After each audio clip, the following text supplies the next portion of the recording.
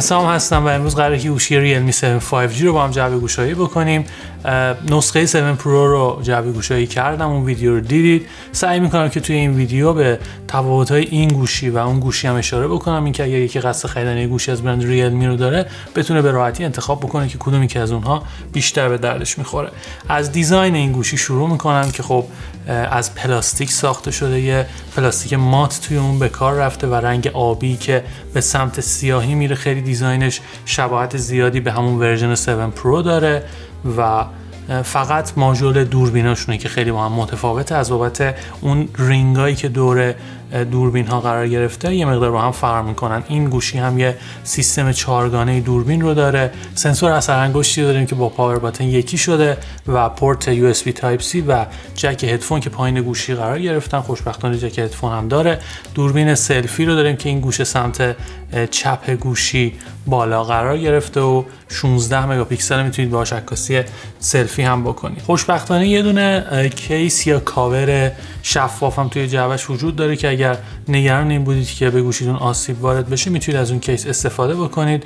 و اینجا هم یه اسلات برای مموری میکرو SD و سیم کارت داریم که جایگاه مموری میکرو SD و سیم کارت به صورت مشترکه، یعنی یا باید سیم کارت دوم رو اونجا بندازید یا مموری میکرو SD رو. ظرفیت خود گوشی 128 گیگابایت، رمش هم 8 گیگابایتی این ورژنی که دست منه و میتونید اون رو با قیمت 8,500,000 تومان توی این تاریخی که این ویدیو داره ضبط میشه، یعنی فروردین ماه سال 1400 خریداری بکنید. اگر نه رم 6 گیگابایتی رو بخواید اون هم فکر میکنم هولوش 7,500,000 تومان باشه، ولی خب فکر میکنم ارزش داره که یه مقدار بیشتر هزینه بکنید و اون رم 8 گیگابایتی رو بگیرید. وزن اون هم 195 گرمه و اونقدری بالا نیست که در طول کار کردن با این گوشی بخواد اذیتتون بکنه. خب میرسم به صفحه نمایشی 6.5 اینچی اون که IPS LCD و خب خودتون میدونید دیگه با صفحه نمایش‌های AMOLED فرق میکنه. همون جوری که این گوشی با گوشی 7 پرو رو اگر بذارید کنار هم قشنگ تفاوتاشو میبینید که رنگ‌ها توی اون گوشی یه مقدار پانچی‌ترن، یه مقدار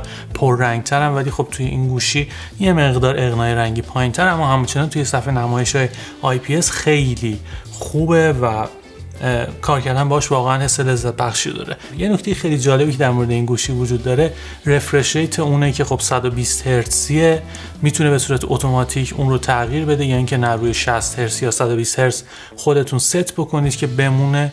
حالا بعدتر بهش میپردازیم بیشتر. دوربین سلفی رو که بهش اشاره کردم که این گوشه بالا قرار گرفته و خیلی اذیت نمیکنه موقع کار کردن با گوشی. و یه نکته خیلی جالب دیگه در مورد این گوشی، تراکم پیکسلی بالای اونه که 405 ppi و باعث میشه که همه چی شارپ به نظر برسه توی صفحه نمایش فول اچ دی که این گوشی داره. روشنایی صفحه نمایش توی حالت دستی، یعنی وقتی اون اسلایدر رو به صورت دستی پایین بالا میکنید تا 480 نیت بالا میره و به صورت اتوماتیک تا 570 نیت، که خب این باعث میشه که توی نور روز بتونید نسبتاً به راحتی باهاش کار بکنید. یه منوی خیلی خوب و باحالی هم براش در نظر گرفته شده که توی ریلمی یو آی میتونید صفحه نمایش رو به دلخواه تغییر بدید، اون سردتر یا گرمتر بکنید. خب این خیلی نکته مثبتیه. خب اسپیکری که برای این گوشی در نظر گرفته شده به صورت مونو و فقط از پایین گوشی صدا میاد که این باعث میشه که دستتون جوری باشه که اون پایین قرار بگیره، یه مقدار صدا بلاک بشه. بهتر میبود اگه به صورت استریو باشه تا این اتفاق موقع کار کردن توی حالتهای مختلف با گوشی نیفته. میپردازم به عملکردی که این گوشی داره. پردازنده مدیاتک دیمنسیتی 800U 5G برای اون در نظر گرفته شده که خب خیلی سرعت بهتری نسبت به اون گوشی ریلمی 7 پرو داره. حداقل توی گیمینگ اینجوریه، به واسطه اون جی پی یو که برای این گوشی در نظر گرفته شده خیلی سرعت بالاتری رو میتونید توی گیمینگ تجربه بکنید و این به وضوح قابل مشاهده است. من هر دو تای اونها رو تست کردم، همون بازی کال اف دیوتی رو توی هر دو تاشون تست کردم. خیلی حس اسنپی و سریعتری رو موقع کار کردن با این گوشی داره.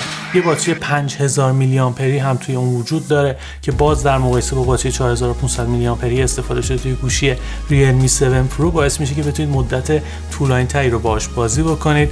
ولی خب یه نکته‌ای که وجود داره اینه که این باتری با شارژر 30 واتی که توی جعبه وجود داره شارژ میشه، در مقایسه با شارژر 60 واتی در نظر گرفته شده برای گوشی ریلمی 7 پرو که یه مقدار سرعت پایین‌تری داره شارژش، اما همونقدر عمرش طولانی تره، یعنی عمر باتری وقتی که با سرعت پایینتری شارژ میشه یه مقدار طولانی تر خواهد بود و این خب یه نکته مثبت تلقی میشه. یه موردی که می‌خواستم باهاتون اشتراک بذارم نرخ رفرش ریت 120 هرتزی اونه که یه مقدار عملکرد عجیب غریبی داره، احتمالاً با آپدیت درست بشه.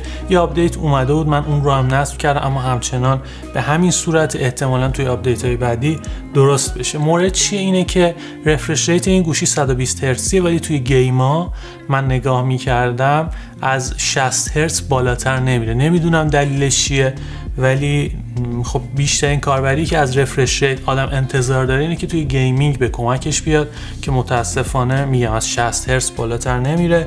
امیدوارم که توی آپدیت ها حل بشه این ماجرا.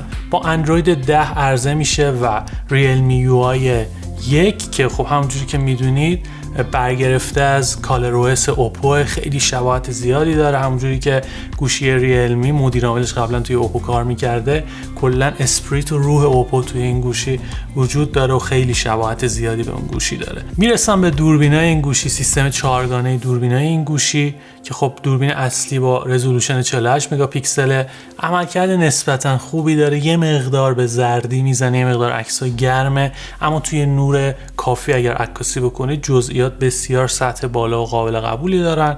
میتونید باهاش تصویربرداری هم بکنید به صورت 4K و سرعت 30 فریم بر ثانیه، یا اگر دوست داشتید میتونید با رزولوشن فول اچ دی سرعت 60 فریم بر ثانیه تصویربرداری بکنید که خب نسبتا ترکیب خوبیه. دوربین 8 مگاپیکسلی اولترا وایت هم برای اون در نظر گرفته شده که نسبتا راضی کننده است. باز هم تاکید میکنم که توی نور خوب باید با این دوربین اولترا وایت عکاسی بشه، چون وقتی که نور یه مقدار کاهش پیدا میکنه خیلی عکس چنگی به دل نمیزنه.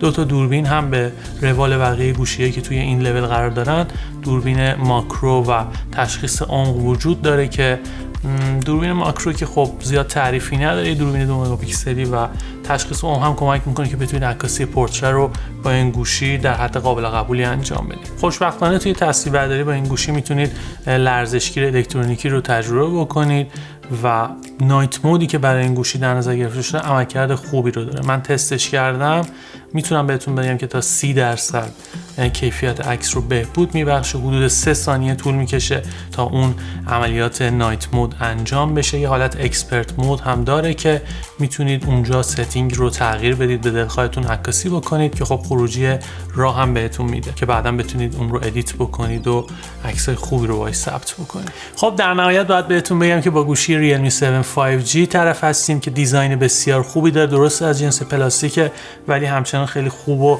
زیبا طراحی شده. دوربین هایی رو داریم که عملکرد نسبتا خوبی دارن، باتری 5000 میلی آمپر ساعتی رو داریم که 1 ساعت طول میکشه شارژ بشه، اما خب 2 روز دووم میاره. کانکتیویتی 5G رو داریم که خب خیلی خوبه، فیوچر پروفه، باعث میشه که اگر این در واقع شبکه به صورت کامل توی ایران راه اندازی بشه بتونید از سرعت بالای اون استفاده بکنید. خیلی ممنونم از کاوش تیم که این گوشی رو در اختیار من قرار دادن. گارانتی اصلی این گوشی، میتونید از سایت دیجیکالا اون رو خریداری بکنید. بهم بگید که نظر شما راجع به برند ریلمی چیه، اینکه این سری 7 میتونن جایگاه خودشون رو به عنوان گوشی‌های مید رنج پیدا بکنن یا نه. خیلی ممنونم که این ویدیو رو تا انتها تماشا کردید. اگر این ویدیو رو از طریق پلتفرم یوتیوب تماشا میکنید حتما این کانال رو سابسکرایب بکنید، اون زنگوله کنارش رو هم بزنید. خیلی ممنونم که کامنت میذارید، نظر میدید و امیدوارم که این اتفاق یه روند ادامه دار باشه. مرسی.